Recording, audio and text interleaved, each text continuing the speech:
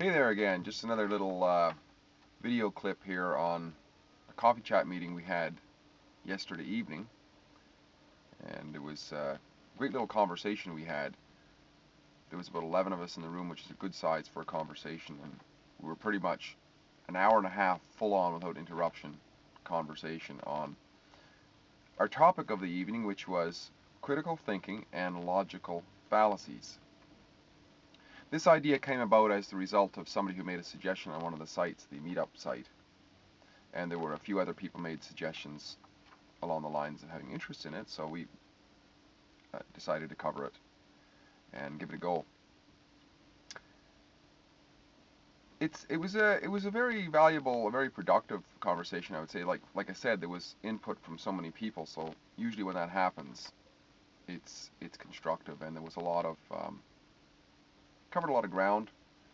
I wish I remembered some input. What we did, we started out by going around the room and just asking people what they thought about critical thinking and logical fallacies. And some people said, well, it's about the, fallacies come up along the lines of ideologies. If we're entrenched in ideologies, then we might not be able to critically think because we're stuck with that ideology. That was brought up. There was one guy said he doesn't care about fallacies because they're kind of irrelevant to him. I thought that was a really interesting one. But I had a little bit to share here. I'll just go through that, and if you have any comments on it, just feel free to send them my way, either by replying to the email or whatever that you get. I'm going to mostly read because I didn't commit this to memory at all. Now we can likely all agree that we use our thought processes on an ongoing basis. And especially this is the case in our decision-making processes in our everyday lives. You see, many times we're at crossroads. We very often are, actually, in every minute, every day, either real crossroads. Here I am sitting in the car on the road here. There could be a crossroad up ahead here that I have to make a decision on. Or metaphorically speaking, crossroads. I mean, there could be a decision to be made of many options. How do we make that? Well, we could, from one extreme, we could take a coin. I have one in my pocket here somewhere, but we could flip a coin if there was two options, and okay, I'll take that option. That's one way. Now, we usually don't take that all that serious, although sometimes that is when nothing else works and they, equal merits, we could go that route. But generally speaking, we analyze it a little bit. In the small ones, it might just be a quick little analyzation, just a quick decision-making process. But on bigger decisions, we do weigh out the merits of what's going on here. And this is what I mean when I use the term critical in the word critical thinking. Often we think of critical as in criticizing, a colloquial term, or often a common term rather, to describe criticism. It often denotes the idea of the negativity and putting something down or what have you. But actually, in the origin of the word, to critique something is to look at it objectively, or to look at the all that's encompassing, and therefore being able to weigh out the merit of one versus the other in terms of a decision, that is to say. And this sort of decision making, this critical thinking for us to make decisions, is it gives substance to the decision. In other words, there's reason for making it. We can identify the reason for making it, and therefore we can more easily sift out the fallacies in our lives. What's true or what's not true, what's relevant, what's not relevant, and so on in terms of our decisions. Which brings us to the next part in this title of the topic, the logical fallacies. Why logical fallacies? Well, it's what somebody suggested we call it. We just call it fallacies if you want, if you prefer. Now the word fallacy originates from the word deception. in its origin is synonymous with the word deception, which in turn, deception that is synonymous with the word cheat, to cheat.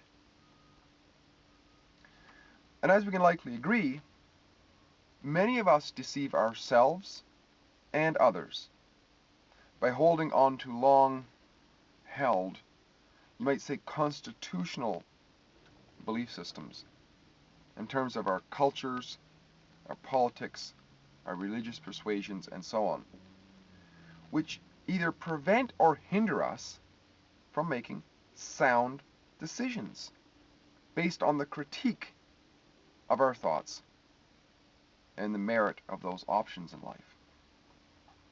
Take religion as one example. It's interesting. Nobody's actually born a Hindu, a Jew, a Mohammedan, a Christian, or any other of the thousands that are out there. And we don't find the spontaneous adherence to, for example, Episcopalianism in the middle of Afghanistan. Never happens. No, rather, as we can plainly see with a quick critique of ourselves, of this idea, being truthful to ourselves, that these belief systems are learned or imposed. On a closer look, we can see that they may contain fallacies. Many truths, yes, but they may contain fallacies in terms of they may hinder us if we were to stay on a certain track of whatever belief system it can be. We can even get to the point of chuckling at ourselves when we finally notice that we humans have this tendency to get stuck in ideologies, in our individual or egoic way of life, or our experience in life, that is to say. We can get stuck or on a track in a position of thinking in terms of especially subjects like politics, religion, cultural habits, and so on, where we set up almost holy grails or taboos. This is completely right, that is completely wrong, and so on. In such a way that we don't allow ourselves to look anywhere else but the one-tracked mental construct. This auto-behavior, by its nature, restricts open-mindedness, wouldn't you say? I mean, if all the track is this and there's all that other option, then there's not the open-mindedness. It's a one track, or it's a single track. And this allows fallacies to be built up, and therefore preventing us from making critical decisions in life. Because if we have these fallacies, they're like blocks. They're not truthful to us, but yet we could hang on to them. And how can we be critical?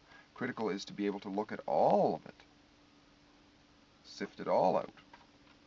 Another strange tendency we humans sometimes have is that we can go from the position of this track and realize, oh, that's full of fallacies, and then make the switch to another path, another track.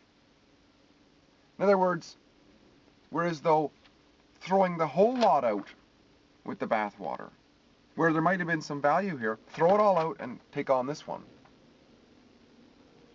And with the same sort of fervor that was over here is now over here. It's like changing the furniture around in the room. So for example, we sometimes would throw out traditional religion and embrace New Age or environmentalism. We throw out left-wing politics and embrace right-wing politics. And now only this kind of politics is good, and all of that other politics, there's no value in it whatsoever. A question we could ask here is this really helpful? Are we not deceiving ourselves of the bountiful possibilities which lie in many different paths, many different ways we can look, and would help us in our critical decision-making processes?